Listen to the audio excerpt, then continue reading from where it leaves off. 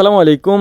আজকাল তো মানুষ ইউটিউব দেখে কত কিছুই করে। তো আমার একটু ইচ্ছা হয়েছিল যে ইউটিউব দেখে দেখে আদা চাষ করব। বিশেষ করে ইউটিউবে যত আদা চাষের ভিডিও দেখি, ভিডিও দেখতে গেলেই একটা জিনিস দেখি, সেইটা হচ্ছে যে আদা চাষ করে কোটিপতি, আদা চাষ করে লাখপতি। তো আমার একটু মনে হলো তাহলে আমি একটু চাষ করে দেখি এরকম হইতে পারি কিনা। তো যাই হোক, আদা চাষ করার আগে মূলত আমাদের কাজ হচ্ছে আমরা আমাদের বাড়িতে যে এবছর যেসব শাকসবজি লাগাবো সেই শাকসবজি লাগানোর জন্য আমরা ঝাড় বানাইতেছিলাম। বিশেষ করে আমি আর রাকিবুল এই ঝাড়গুলা বানানোর পরে আমরা মূলত এখন যাব হচ্ছে আদা চাষ করার জন্য যেসব জিনিসের প্রয়োজন হয় সেই সব জিনিসগুলো গোছানোর জন্য, একত্রিত করার জন্য।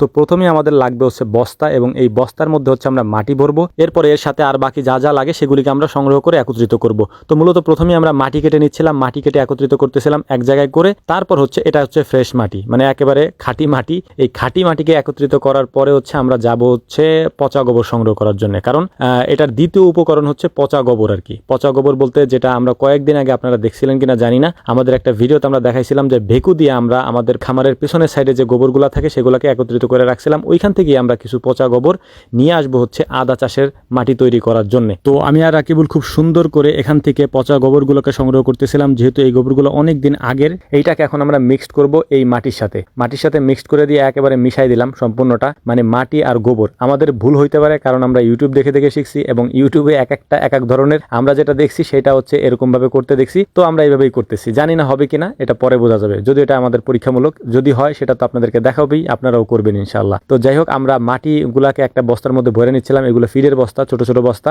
এই বস্তার মধ্যে মাটিগুলাকে ভরে নিয়েছিলাম, এবং এই মাটিগুলাকে ভরার পরে আমরা এর উপরে দিয়ে দিচ্ছিলাম হচ্ছে বালু। কারণ বালু দিলে এটা নাকি দিতে হয় আর কি। যাই হোক, আমি জানি না, আদা চাষ কখনো করি নাই। ছোটবেলা দেখছি যে 1 ঝাড় 2 ঝাড় আদা লাগাই রাখতে হইতো, বাট বড় হওয়ার পরে ওইগুলাকে দেখি নাই। এই জন্য আমি বাণিজ্যিকভাবে যেহেতু করা যায় কিনা এটা দেখার জন্য তো বালু নিয়ে আসলাম। বালু নিয়ে আসার পরে বালু দিয়ে দিব হচ্ছে আমরা প্রত্যেক বস্তার মুখের উপরে, এবং একটু ঝামাই নিলাম আর কি। ঝামা বলতে মানে মিক্স করে নিলাম উপরে নিচের মাটির সাথে, বালুটা যাতে একটু মিক্সড হয় আর কি। তো বালু আমরা এরকম নিয়ে নেওয়ার পরে তারপরে বস্তাগুলোকে আমরা এখন নিয়ে যাব হচ্ছে আমাদের বাড়িতে, যেখানে আমরা এগুলোকে রাখবো। আর একটা জিনিস আপনাদেরকে বলে দিই, আদা ছায়া জায়গায় হয়, অর্থাৎ ছায়াযুক্ত জায়গায় যদি আপনি আদা চাষ করেন সেখানে আপনার আদা হবে। এটা একটা সব থেকে পজিটিভ দিক। সেটা হচ্ছে যে আদা যেহেতু ছায়া জায়গায় হয় সেহেতু এটাকে যে কোনো জায়গায় আপনি লাগাইতে পারবেন, বাড়ির যে কোনো জায়গায় আপনি রেখে দিলে আদা হয়ে যাবে আর কি। তো যাই হোক, আমরা বস্তাগুলোকে নিয়ে আসতেছিলাম হচ্ছে আমাদের বাড়িতে এনে সুন্দর করে সাজায় রাখতেছিলাম। প্রত্যেকটা গাছের একেবারে গোড়ায় গোড়ায় এটাকে রেখে দিচ্ছিলাম, যাতে ছায়াও পরে রোদও পরে হালকা হালকা, ছায়া রোদ দুটাই যাতে পায়, ভিটামিন ডি যাতে পায় আর কি। তো এটাকে আনার পরে আমরা এরপরে নিয়ে আসবো হচ্ছে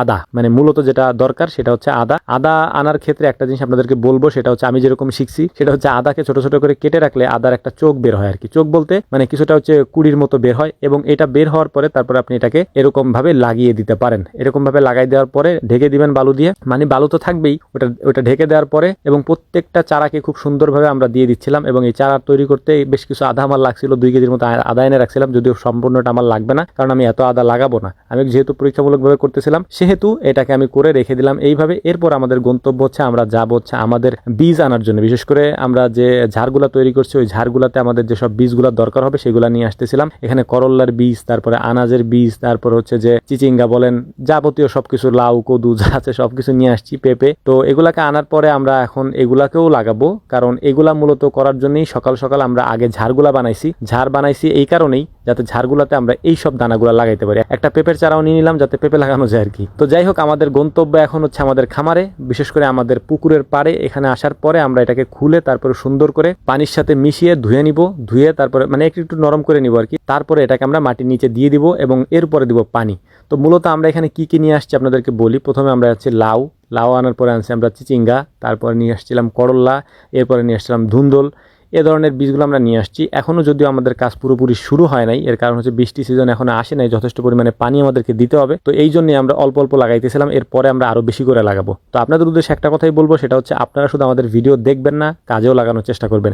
এই যে আজকে ভিডিওতে দেখতেছেন যে আমরা এই চারাগুলি লাগাইতেছি, তো আপনিও চেষ্টা করেন বাড়ির আঙিনায় আশেপাশে কোথাও যদি সম্ভব হয়, যদি ঢাকায় থাকেন, শহরে থাকেন, বা অন্য কোনো শহরে অঞ্চলে থাকেন, তো সেখানে ব্যালকনিতে এরকম একটু মাটি দিয়ে কয়েকটা শাকসবজির চারা লাগাই দিলে অন্ততপক্ষে আপনার পারিবারিক চাহিদা আপনি মিটাইতে পারবেন। আর যারা গ্রামে আছেন তারা তো অবশ্যই এই সিজন মিস করবেন না। এখন ফসল আপনি লাগাইতে পারবেন মে জুন মাসে, ওইগুলো আপনি লাগিয়ে দিবেন। তাহলে অন্ততপক্ষে আলহামদুলিল্লাহ ইনশাআল্লাহ আপনার ওই সবজির যে ঘাটতিটা এটা হবে না এবং ফ্রেশটা আপনি খাইতে পারবেন। এবং আমার কাছে সবথেকে আল্লাহর কাছে আমি শুকরিয়া আদায় করি যেটা হচ্ছে যে আমি প্রতি বছরই এমন এমন জিনিসপত্র আমি তৈরি করতে পারি, আল্লাহ তাআলা তৌফিক দেন, যেগুলো একেবারে অর্গানিক, মানে যেগুলোর মধ্যে কোনো ধরনের বিষক্রিয়া নাই, যেগুলোর মধ্যে কোনো ধরনের ফরমালিন নাই, একেবারে অথেন্টিক পিওর যেগুলো আমরা তৈরি করতে পারি আল্লাহর রহমতে। তো আমাদের জন্য দোয়া করবেন। এই ছিল আমাদের ভিডিও।